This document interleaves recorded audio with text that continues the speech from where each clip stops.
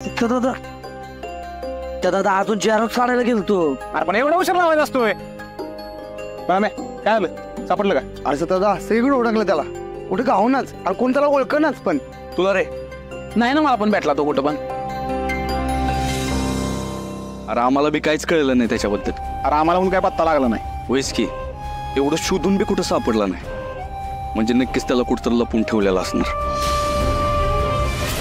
आपण एक काम करू, मुकादमाच्या सगळ्या अड्ड्यांवर बघू, त्यानंच काहीतरी गेम केलेला असणार.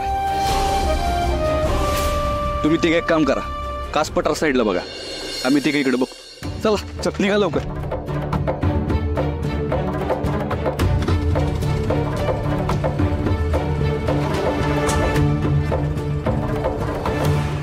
मम्मी साहेब, हो मम्मी साहेब येऊ का? अयो इलेक्शनची माणसं आली वाटतं. चल चल चल. अगं बाई कार्यकर्ते आले होय. या की या. नितीन या बसा.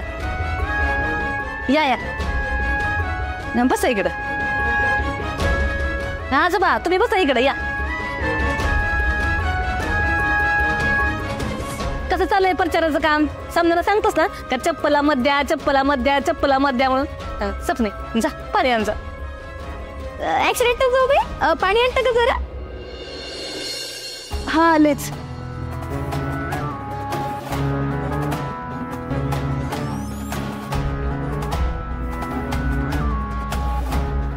बोल काय काम होतं?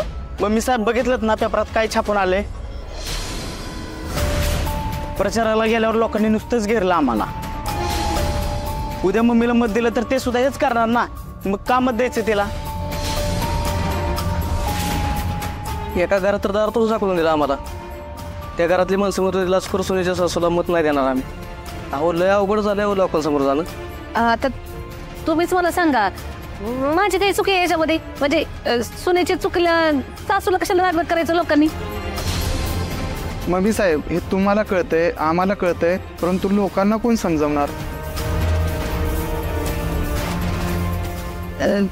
आता का नाही काय डोकं चालून झालंय माझं. पण तुम्हीच सांगा काय उपाय करायचा ती.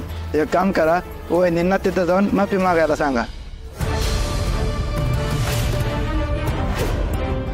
हा मम्मी ही आयडिया चांगली आहे बघा. म्हणजे कसं लोकांना बी असं वाटेल का मम्मी कसलं रोकटोक आहेत, स्वतःच्या सुनीला बी माफी मागायला लावली. म्हणजे रे मी काय म्हणते आपण उद्याच्या उद्या पत्रकार परिषद बोलू आणि मग तू समजांसमोर जाहीर माफी मागा. नाही जमणार.